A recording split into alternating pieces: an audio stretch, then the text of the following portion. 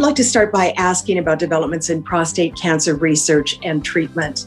Experts recently gathered at the annual American Society of Clinical Oncology meeting, also known as ASCO, to share their research. So what were the highlights from that meeting that you feel patients should know about? I think probably perhaps I can focus on two major, what I would consider major highlights. And those were the results from two randomized phase 3 clinical trials.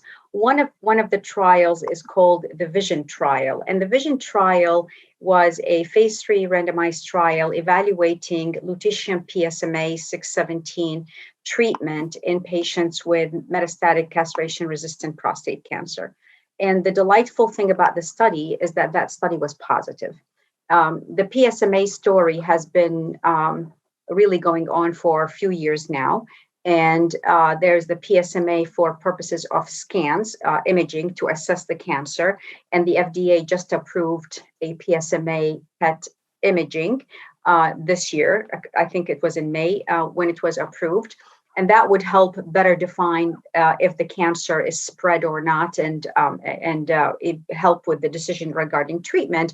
But the second part is treatment purposes. So identifying the cancer location and trying to attack it with a specific sort of like a targeted attack to the tumor is really important. And so the FDA is currently looking at this particular agent, and I am hopeful that we will hear soon from the FDA, hopefully before the end of the year, and maybe, who knows, maybe by summer, by middle summer or end of summer, because I do think that would be a major benchmark in there. And so that's one thing. The other clinical trial that I thought was interesting from a data perspective, and for disclosure, I am one of the investigators on the study. And this was as an intergroup, Southwest Oncology or SWOG sponsored clinical trial. So it's a federal study that Dr. Agarwal presented. And this was a study that was aiming at maximizing, again, the anti-tumor therapy with the use of a drug, which I call is the younger brother of abiraterone.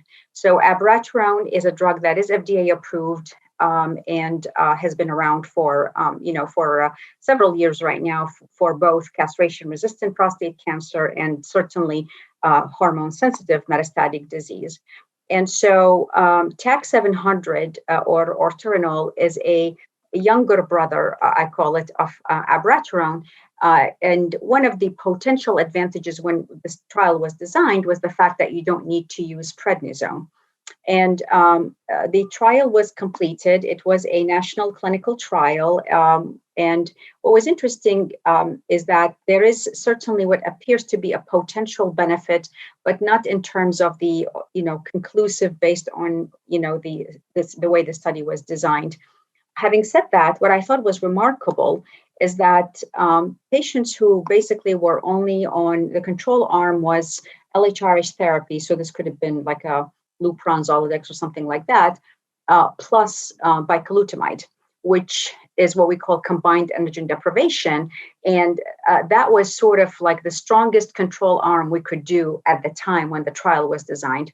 Remarkably, the patients who were on that arm had a median survival of basically 70 months. That's the median. That's the bell-shaped curve with the number in the middle. 70 months is probably the longest ever in any of the randomized trials in this disease space, in the hormone-sensitive space. So what that tells us is that men are living longer with prostate cancer, even though it's metastatic disease. And yes, it's not necessarily curable, but men are living longer.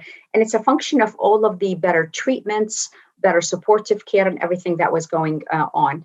And so the control arm, as I mentioned, was the 70.2 months. The actual experimental arm was about 81.1 months. And again, I don't know where things will go from this. Obviously, I'm not the sponsor nor the FDA, but the point here is that men are living longer, and so wellness and health become even more so important. than we ever did. And as I tell my patients, every day you live longer, the odds of living longer is there because of better treatments coming on. So to me, not to take too much time from the interview, to me, these were the two highlights. New treatment that I'm hoping will be FDA approved. And obviously the fact that men are living longer.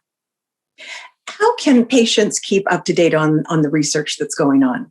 I'm a bit biased, obviously. I'm a member of ASCO. And what I would recommend to my patients is to look at the ASCO, at the cancer.net website.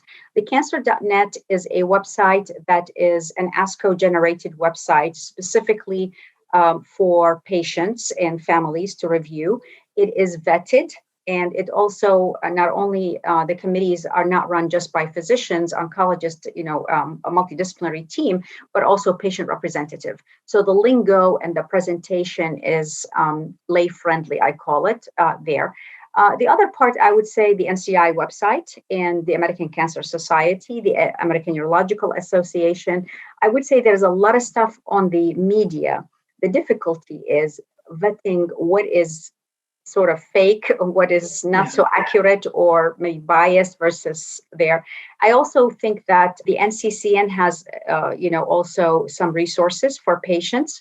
And one thing I always tell patients, explore, look, but make sure that you talk to your doctor about the meanings of everything, because sometimes it can be it could be misleading, I should say, or maybe not very clear or what the implications are.